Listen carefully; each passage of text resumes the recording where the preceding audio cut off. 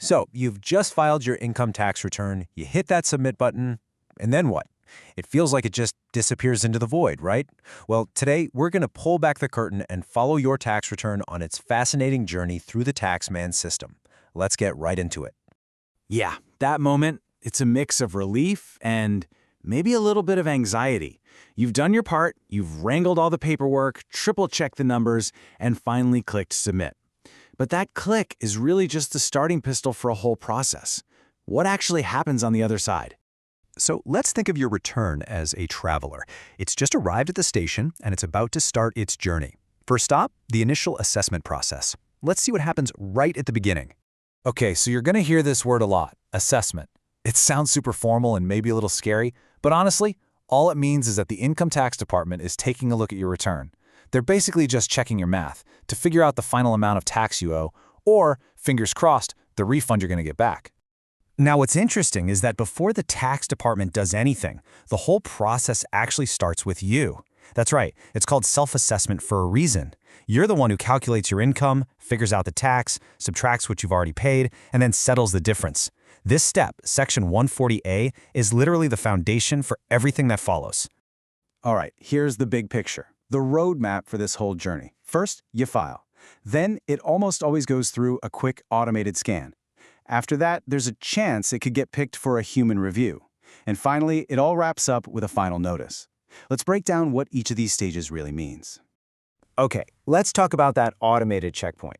For the vast majority of us, our tax returns go through a system that doesn't involve any human eyes at all. It's a completely automated process, and this is where most of our stories end, nice and simple. So, what's this computer looking for? Well, it's not some super intelligent AI trying to read your mind. It's really just doing a basic fact check. It's looking for simple math errors. Did you add something up wrong? It's correcting any claims that are obviously incorrect. But here's the big one. It's comparing what you said with what other people said about you, mainly in your Form 26AS. Think of that form as a report card of all the taxes paid on your behalf. If your employer reported paying you a certain salary, but you reported less, ding, ding, ding, the computer will spot that mismatch instantly. It's all about catching the low-hanging fruit. And there's a deadline for this, which is great news for our peace of mind. The tax department has to get back to you with the results of this automated check within 9 months from the end of the financial year you filed for. That final message, called an intimation, will tell you one of 3 things. 1, here's your refund. 2, uh-oh, you owe us more money. Or 3, everything looks good, no changes. Pretty straightforward. But what if your return doesn't just sail through the automated check? What if something flags it for a closer look? Well, this is when we move into a whole different level of review. We're talking about a human being looking at your file. This is called scrutiny assessment. Let's just put these two side by side, because the difference is night and day. On one hand, you've got summary assessment. Think of it as a quick, automated once-over. It's fast, it's for everybody. On the other hand, you have scrutiny assessment. This is the deep dive. It's led by a human officer, it's incredibly detailed, and it's only for a handful of selected cases. Now, just like before, there's a critical timeline here. If you're going to be selected for scrutiny, you have to get a notice within 3 months from the end of the financial year in which you filed.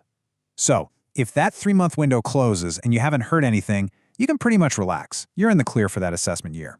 So if you do get that notice, what's the process look like? It's actually pretty structured. First, you get the notice itself. Then, the assessing officer will start asking for proof, documents, books, evidence for the deductions you claimed. And this is super important. You get a hearing. You get your chance to explain everything.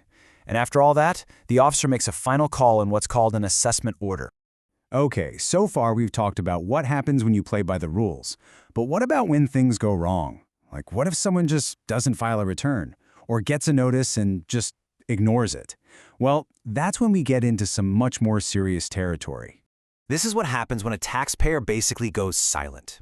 If you don't file, don't respond to notices, or don't get an audit done when you're told to, the officer can't just throw up their hands. They have to make what's called a best judgment assessment.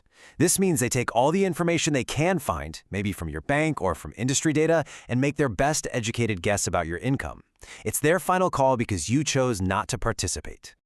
Now, what if a case is already closed, but years later, the department finds something? Can they just reopen it? Yes, but, and this is a big but, they can't do it on a whim. The law is very clear. They need a reason to believe, not just a reason to suspect. That means they need actual, concrete information that suggests income wasn't taxed, not just a gut feeling. And of course, there are time limits on this power. In a regular case, the tax department can only go back 3 years to reopen an assessment. But if we're talking about a major amount of unreported income, specifically over 50 lakh rupees, then that window extends all the way out to 10 years. The bigger the potential evasion, the longer they have to look back.